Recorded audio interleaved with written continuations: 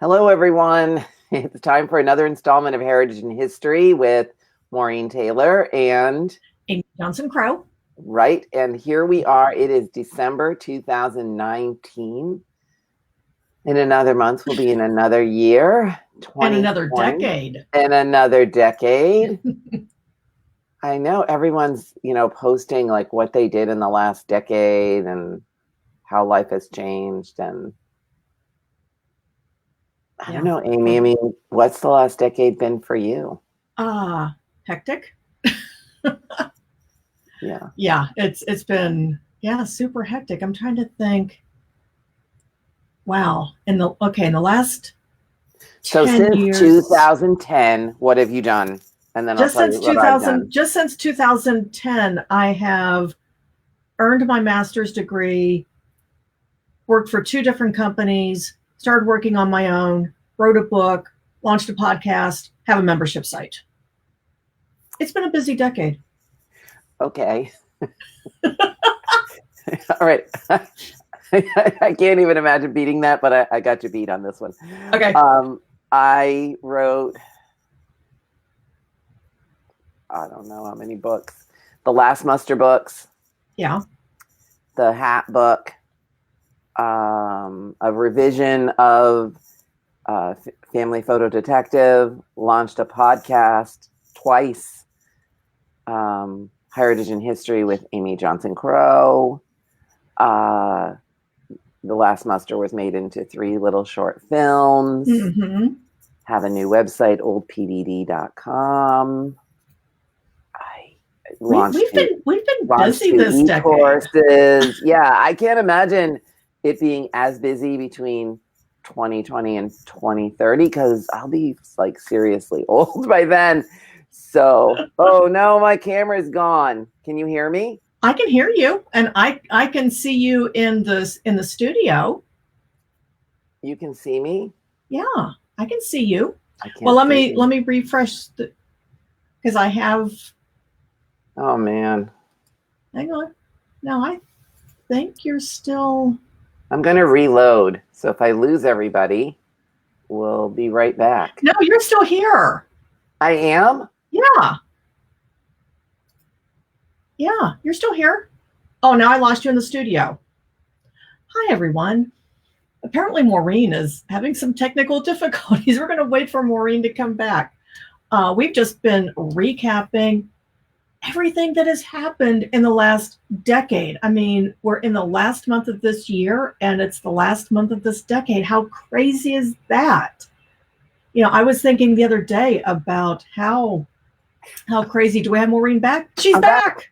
Yay. My camera, I don't know how this is going to go. But anyway, yes, we've been recapping the last decade of sort of business things that we've been doing. And let's not even talk about how many conferences we've been to. Oh, so many.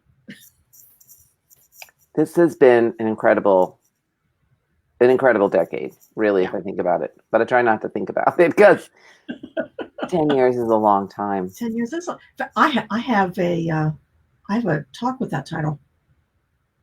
What? What's the title? Yeah, 10 years is a long time. Census substitutes for the in-between years. Of course you do. But of course you do. Yeah, it's a fun talk. Yeah. Yeah, 10 years is a long time. It is a very long time. And we're happy to see everyone who joined us today. We know that everyone has a lot of other things that could take their time away from this 30-minute chat that Amy and I do, like the talking heads. And we didn't know what we were going to talk about today. We're going to stay away from the 2 big things in the genealogy news, which is Jed Matt. Yeah, that came out of nowhere. I mean, that's a free site. I can't imagine it'll stay free. Yeah. And the other news is, of course, the raising of the fees for getting naturalization papers, which, oops, I should have done both of those things way before now. Yeah. But So Yeah, we're going to just stay away from all of that, and we're going to stay yeah, away from politics as usual. It's a politic-free zone. There's just too much going on. yeah, and it just feels so heavy. So let's lighten the mood, Maureen. What We're are going we? to talk about the holidays. Wait a minute. I said lighten. Those do not look like light books. There's a lot of holidays. There's a whole book just on Christmas. I love this Encyclopedia of Christmas. The Encyclopedia of Christmas? Yes. Do tell. There's all kinds of stuff in here. What about mince meat pie? That's my dad's favorite. I like a vegetarian mince meat. I know that's Yeah, I mean, sacrilegious. that's how I prefer it. I don't need to have, Suet. if I want meat in my pie, I'll have either a shepherd's pie or a pot pie. I don't want it in like dessert pie. That just seems vaguely wrong to me. Yeah, there's like 5 pages on mincemeat pie. So when you do freelance writing, many of you may not know this, but when your Christmas magazines come out, those have all been written in July. Oh, at least. Yeah.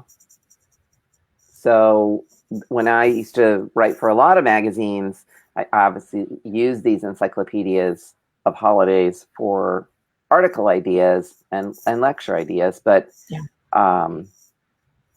this is everything from how the Puritans celebrated to Christmas in France.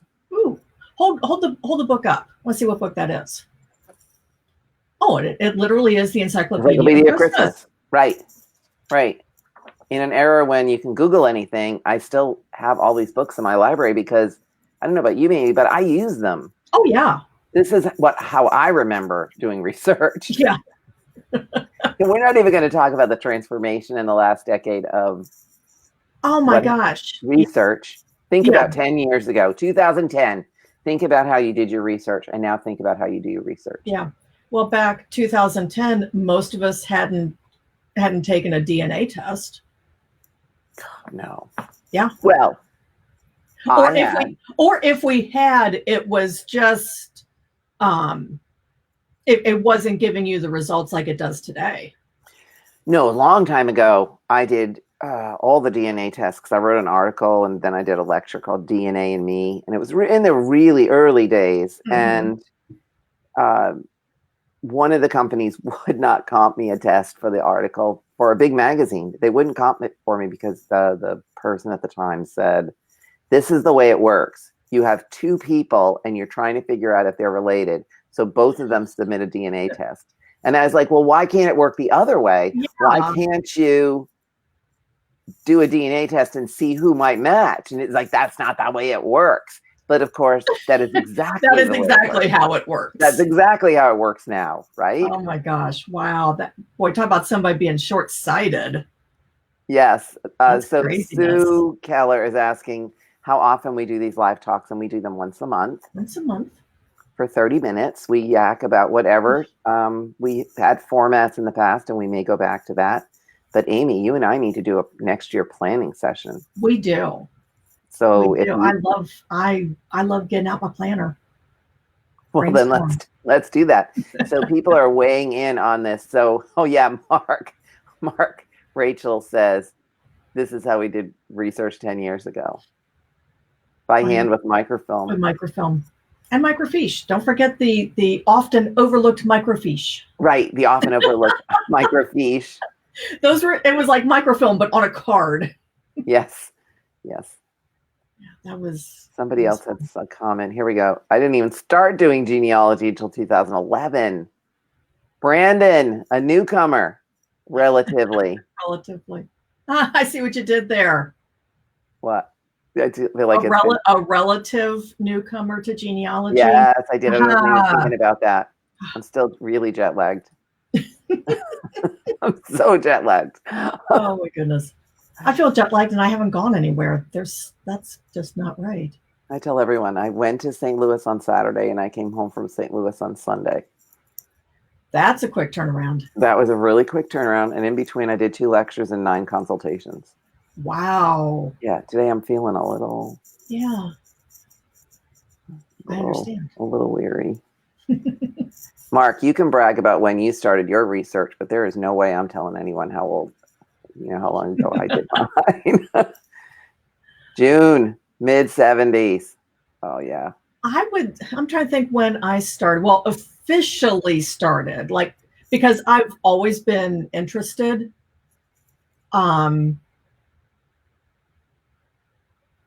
So like, just thinking more about it would have been the mid-70s when I was a little girl and talking to my grandma because, she told me all the stories, but actually officially going to a library and doing research for the first time would have been, I can almost tell you the month, would have been either November or December 1990. The first trip. Yeah, first trip to library first trip to library to do research would have been late 1990. Wow. Yeah. So, I don't know what got me super interested in, I know what got me interested in photographs, certainly my mom and the photos. That's a story I tell everyone. But as far as family history goes, I'm not really sure what got me interested in family history, except my grandmother, and I only knew one of my grandmothers. The other one died when I was 1, and both grandfathers were long gone. Mm-hmm. So I just had that one, and she used to bring out these boxes of things that she'd collected from, I don't know where, jobs and people, and we were allowed to sort of play with these things. And she'd say, oh, that came from this mill when I worked there or whatever. And cool. I can remember, my dad threw all that stuff out, but I can remember asking her, pleading with her for information and getting a little piece of paper in my little kitty handwriting. I must have been like 8 or 9. Yeah. Yeah. And then when we were like 12, I think I'd convinced my mom to go to the city hall, and then not again until I was maybe 16, and then not again until I was in college and working on a project. Mm-hmm. But there are key moments that stick in my head with doing the research with her, and it was my dad's family we were primarily researching. Although one story is for her and one story is the other. Do you want me to tell you what they are? Sure. So the one that goes down in family legend is there's always something in the family legend. So my mom's quite the pistol. She is still with us and still as strong-willed and outspoken as she ever was. And so we went to Canada to visit relatives, went to Quebec, which is where her family's from. And we visited with her aunts and her cousins. And this is when I was a lot younger. And we went over to the Drouin, which was a library in Montreal. So we went to Drouin, and what did I know about family history at that point? Not a whole lot. I had, Gilbert Doan's book, Searching for Your Ancestors or whatever, and didn't know the etiquette of it all. And we sort of said, is there anything you can show us about this, about our family? And here we are, and blah, blah, blah, blah, blah. Mm-hmm. And the man at the library talked to his other employees, and he was going on and on and on and on and on. And I don't speak any French. I can read a little bit, but I don't really speak any. And he said, Americans, and in that moment, my mother turned to him and in perfect French Canadian just laid into him like nobody's business. And he was like, oh, pardon, madame, pardon. Before we knew it, we were in the back room looking something up. But it goes down in family lore. Oh, that is awesome. It's an awesome story. She just flipped around and just like stood up and just let him have it. Was hysterical. My eyes were like, yeah. So now for the question, did you find anything? He showed us a couple of things, but now it's all online or at the library, the American French Genealogical Society. It's about 20 minutes from my house, but I never go up there, but I should. Oh yeah. We got a lot of, except that all of the librarians are probably like, we remember her. We remember her mother. Remember her mother, right? I don't. Yeah. Yeah, I don't go up to Montreal to do research, but I should. Yeah. Take your mother with you. Yeah, those days are past, but yeah, that's too much travel for her. But I could take Michael Leclerc, the French-Canadian researcher. There you go. There we go. Well, we've got a lot of comments. Here we go. Oh my goodness. Here we go. All right. And then you have to tell a story. So thanks for answering my question. Sue says it would be really great if when we did our planning, we actually told people our calendar for 2020. It's hard for us. It's hard for us to do that. We have ancestors. We've been doing pretty well having it like on Tuesdays. We've been doing pretty well having it on Tuesdays. Yeah, I mean, we're mostly here on Tuesdays. Yeah. I tend not to travel on Tuesdays except if it's a major conference. Right. John Crow wants to know if you're related to John David Crow, Heisman Trophy winner, Texas A&M. Not that I know of. Okay, there you go. Not that I know of. Right off the list. Sarah Campbell. Oh, hey, Sarah. She's a Massachusetts person. I know her. Was home with her son and got hooked just as I was going back to work. Great timing there, Sarah. Great timing. Right, no time to work on it. Yeah. Deborah. Darn, now I have to go to work. Hey, Deborah. So she was introduced to family history when she was a teenager, but my grandmother's sister in summer 1976, when my dad took me over to the States to visit with his relatives, and that got me started. Yeah, I think it is most of us start at a slow pace. Yeah. Yeah, my pace when I first got started was I would go to the library. At the time when I first got started, my son was little, and that was my thing to get out of the house. And that was what I did on Wednesday evenings, was I would go to the library. Whew, living it up.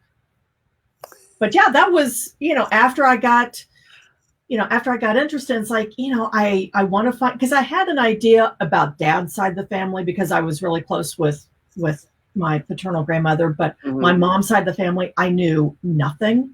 So that was what I was focusing on at first. And where we were living at the time was the county next to where my mom was from. So my local library actually had, they had a separate genealogy and local history room.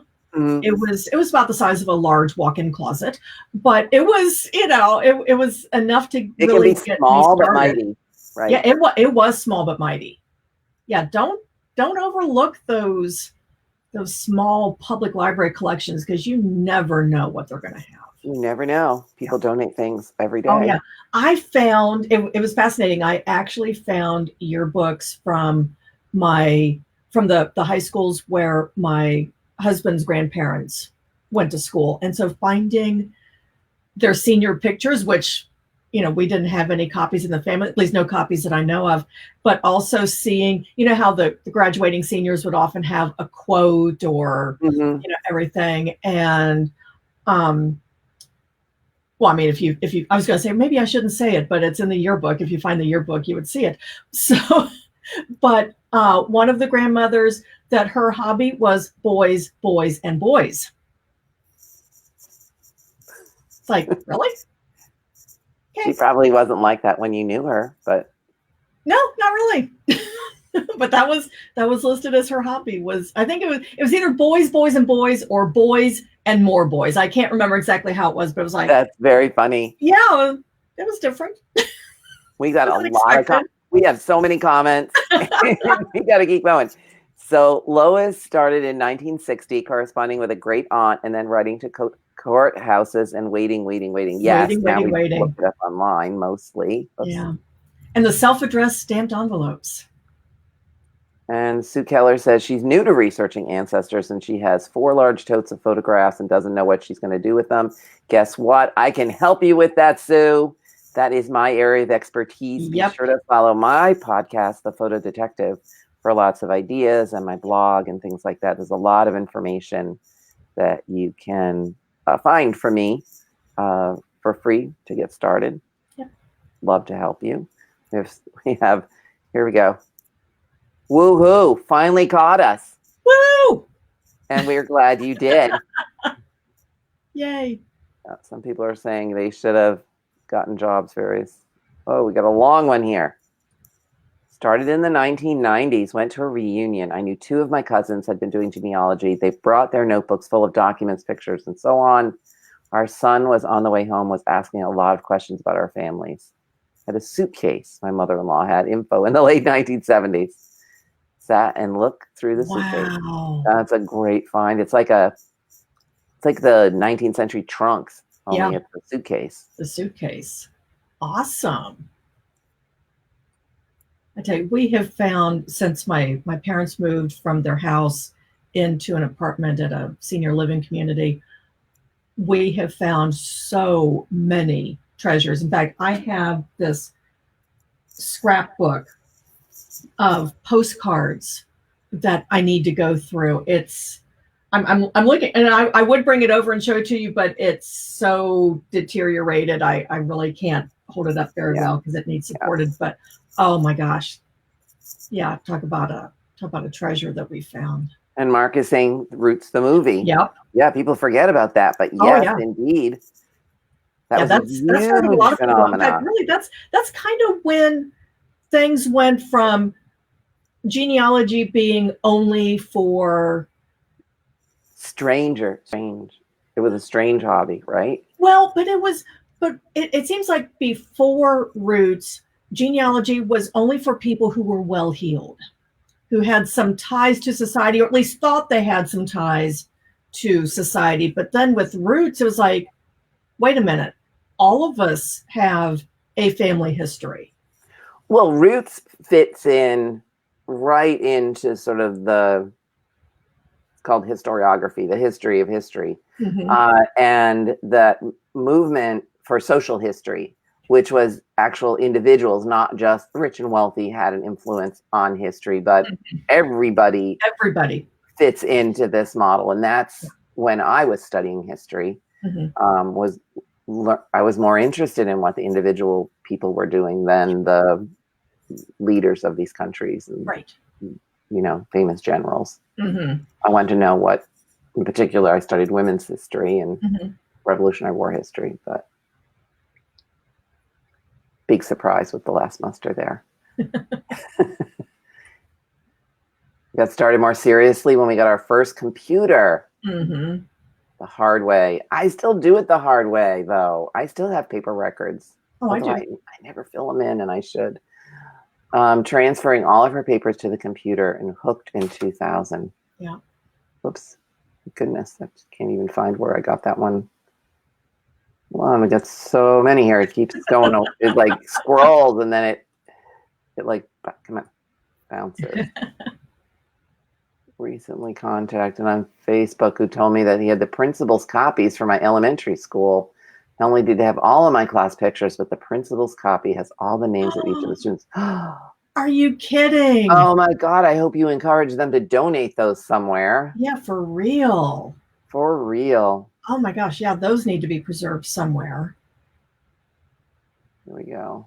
Yeah, I found some elementary school pictures and all this stuff that mom and dad had. It's like there were a few people that I could identify, but it's like I have no idea who these other people in my third grade class were.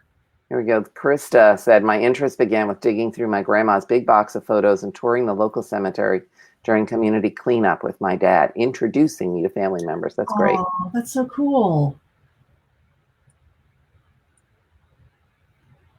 30 years ago, writing stories. Yes. The armchair genealogist. Yes. She does a great job. Yeah. Yeah, Lynn does a great job. 2008, a relative newcomer. Where we lived since I was 2 sealed my fate, but my family has always talked about family history, and we've always had old family portraits hanging on their walls. That's awesome. That's awesome. Oh my goodness, we just have more and more comments. I've been interested in my teens thanks to research done by 2 cousins once or twice removed, with the first cousin been digging more deeply since the late 1980s. The cousin lives near Salt Lake City, and his wife works at the Family History Library. Talk about special family relatives. Yeah, absolutely. Score. Yeah, score big time. Nice. Here we go. Do not believe the stories about burned courthouses. He Yep. went to the courthouse in Ardmore, Oklahoma, and they told him it burned, but look in the basement, they had saved all the burned records. Yeah. Yeah, don't believe it. Yeah. Keep looking. Yeah. And that's always a good thing to use the Family Search Wiki for. Yes. Because you can go to the wiki page for that particular county, and it will often mention that there was a courthouse fire, but hey, by the way, all of these records here are known to have survived. So Right. use that Family Search Wiki. Yeah, that's a really good tip. I love the wiki. John got started. Dad's father's death certificate, constable in East Texas, and gunned down in 1932. Wow. Yeah, That's a good story. Yeah, like tragic. Deb, put Deb. But I think it shows. Like Deb is saying here, I think it shows the power of story to get people interested. It is a story. Everything's a story. There are photo stories. There are individual stories. There are immigration stories. Our whole family history is all about stories, right? Amy, that's what you teach. That's what I teach. Yep. I started after a distant cousin contacted me for information on my paternal grandmother. I knew many stories and said somebody needs to write them down. Looks like that is your job, Deb. Yep. I live in New York State. My cousin comes for a visit once or twice a year, and we do a cemetery crawl, searching for official documents not yet digitized. That's great. She published a couple of books, and a photo album. Way to go, Lena. Way to go, Lena. Awesome. Amazing. My other family history story is going with my mom. Well, I have a couple of them, but there we were in the car. I was like 12, I think. And we were in New Hampshire, and I begged them, could we please stop at the New Hampshire State Library so I could do some research on the way home? We were up there to go to like Storyland, and all these like kid things. And I'm like, and you want to go to the state library? Please just stop at the library. I mean, I was just incessant in the back seat. So they gave in and we went in. And of course, whatever the state of the records are up there, it's the same thing now. So there wasn't much difference. But the other sort of big one is my mom and I went off to the city hall to research my dad's family. And we were going through the record books and discovered that my great grandmother had been married before. Oh.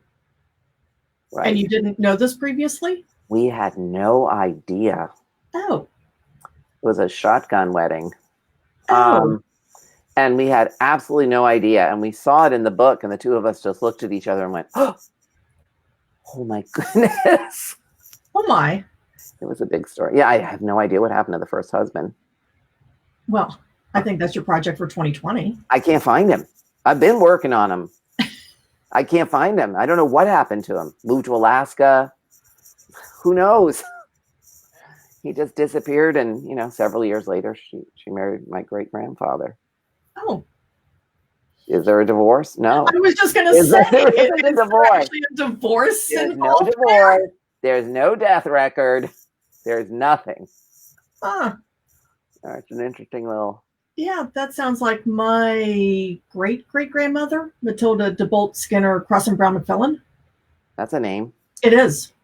I mean, I've only been able to kill off her first husband. I have no idea what happened to the other 3. At least 3. There might actually be another one in there. And if so, I have to relearn how to say her name. Yeah, I cannot kill off. There's your plan for 2020. Oh my gosh, yes. I've been working on her.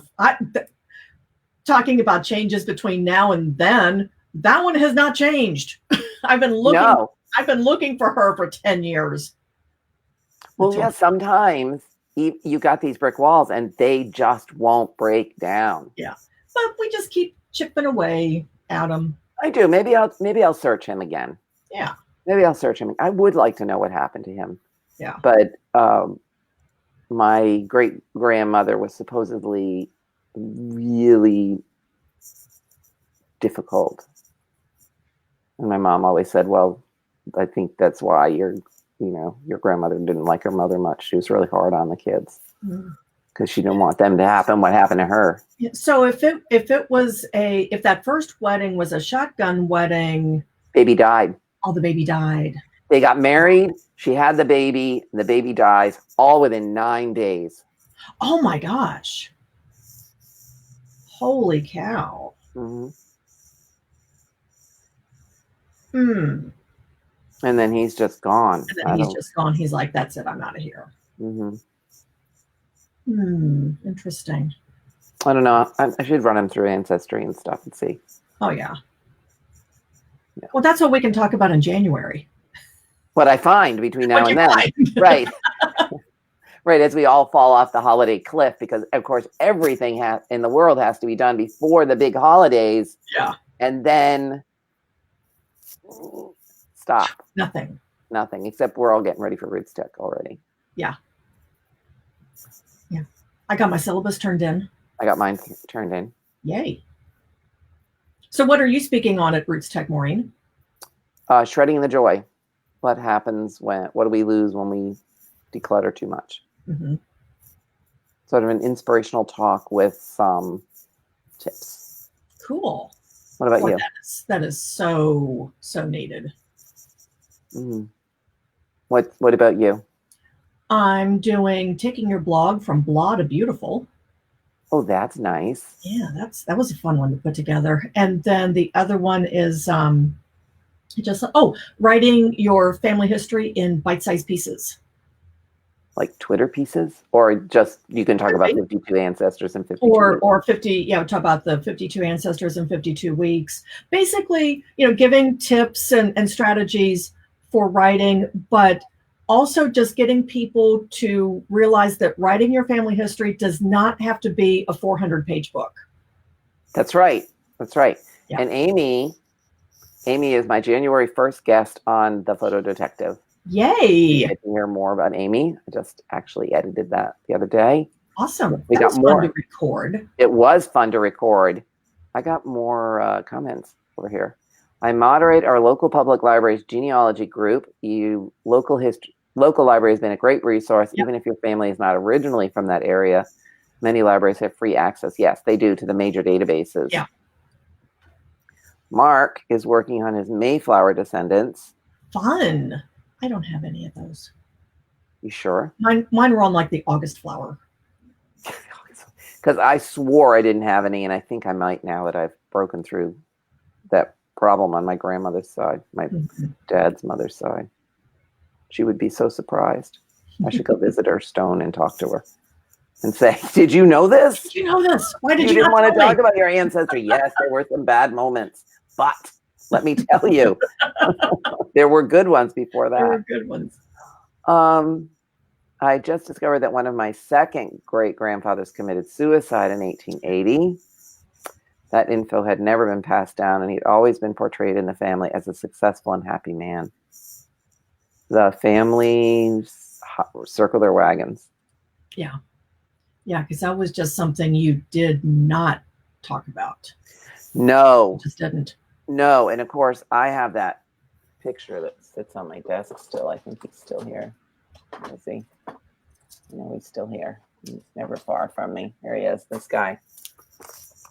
Oh, yeah, that guy. That I've researched to death. And he had one kid, and he has tons of descendants. And I reached out to them on Ancestry, and no one wants to know his story. Oh. He killed himself on a train. Oh, how horrible. Yeah. I didn't know that about him. I've seen that picture before, but I didn't know that he killed himself. He did on a train with a pistol. Ooh. Yeah. How awful. Arthur. It's right there. Yeah. Somebody's got to remember him. His family doesn't want to have any. They don't want to know anything about it. So that's your job. That's your job. I'm working on something. I have time to work on it. My husband's one great-grandmother was married six times. Six times. She's like the Black Widow. You got Matilda beat. Yeah. Usually it's the husbands that are multiple married, but occasionally it is. Yeah. So hubby is from the first marriage. Her name was Minnie, so I refer to her as Minnie with many Many husbands. husbands. In Minneapolis. Yeah. That's pretty funny. Yeah. Well, it's like I refer to Matilda as waltzing Matilda. Well, you have to because she had so many. Yeah. Or Matilda the Merry Widow. I haven't figured out quite. We've got a ton. We got a whole bunch more comments, Amy. John says he finally found one of his uncles while doing a search. He showed up as being indigent. Ugh, I can't talk today. And buried in a massed, unmarked grave in San Bernardino County. Yeah, I found out that one of my grandmother's uncles, well, he drank too much, fell asleep in a barn, and died in the middle of the winter. Oh. Yeah, I recently found, well, not so recently, but found that I forget which great it was, but he was a Civil War veteran, and he died first before his wife did. And she applied to the local, well, what we would call now like Veterans Aid, but it was actually it was a government agency in their county that would provide for burial of indigent soldiers. And I had no idea about that. Well, there were a lot because they came back with all kinds of injuries. Oh, yeah. There was no, Social Security disability insurance. Right. But you had nothing. But you look at the census and they just seemed like a normal family, but had no idea, just how poor they were. Yeah, the Civil War had a big impact on my grandmother's family. The guy came back with a dominant hand injury. Ginny says that when searching for family history, I found a marriage certificate showing my great-grandfather remarried after my great-grandmother's death, but no one knew that. Yeah. Turns out that the 1910 and 1920 census showed the unmarried kids of the first marriage were living with my stepmother since my great-grandfather died only 2 years after marrying again. Okay. Yeah. It happens. Oh, I know what we were going to talk about. We started to talk about Christmas. So maybe we don't need to plan topics. We'll just get on here and just start talking. We'll just talk. My brother had been carrying the torch of family genealogy for over 20 years, but I picked up the trail of our great aunt and her story as a musician and a leader of an all-female band for over 20 years. Fun. Looking at photos and hearing 78 RP. Incredible story, and I'm finding bits of info with newspaper and internet searches. Wow. Yeah, that's great. Yeah. Wow, how fun is that? Yeah, there's some guy that's been writing to me, and forget who she is to him. Anyway, one of his relatives was in an all-female band during World War II. Ooh. And he's researching her, finding all this stuff, researching where she actually played, and it's here in Providence, so I have some images relating to the places. And then he's recently found recording so he can actually hear her play. Oh, how cool is that? I know, it's so cool. It's a whole nother level of family history. For real. Sounds. Oh my goodness. We have so many comments. This is the most ever, Amy. There's 64 comments on this thing. We're going way over. My second cousin never knew her great-grandfather was married to her great-grandmother's sister first. Oh. That actually happened a lot. Yeah. Way more than you think. Way more than you think. Way more than you think. It was a responsibility. Yeah. You would take care of whoever. Yeah. Got another Mayflower here. Mark's working on his. Lynn is working on hers. We're testifying in the Salem witch trials. Make for a huge family tree. Yeah. I heard about an incredible family tree over the weekend.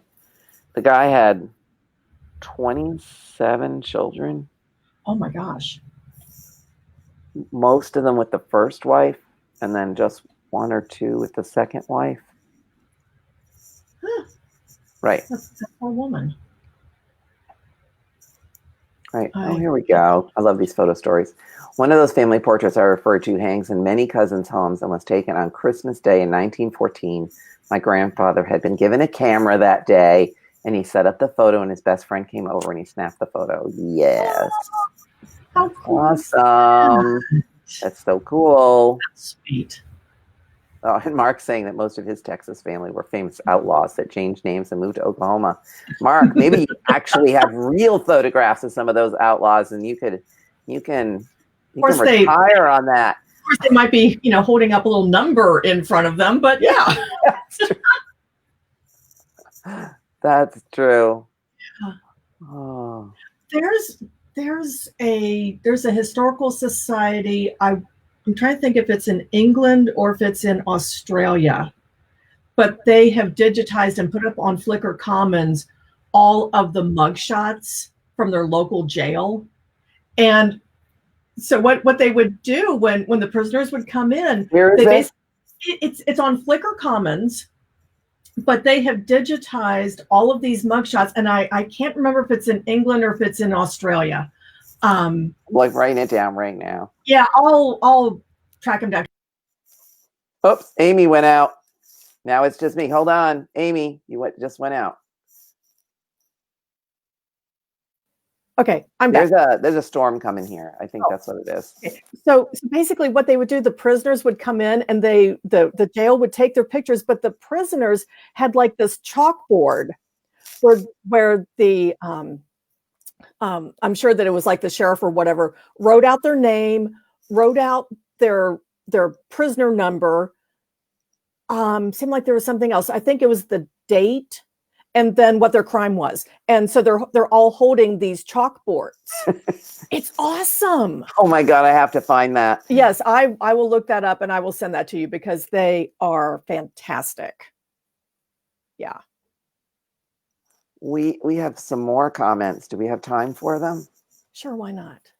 Okay, so John says that his mother's on her sixth marriage that we know of. And that her mother was probably married 15 to 20 times. Oh, she was married to one, but then she married another. Oh, well, we won't go there, John. That's a... Oh, there we go. Having known relatives in the old country is a great help. My cousin in Switzerland has traced that family line back to the 1400s, and we have an international family reunion.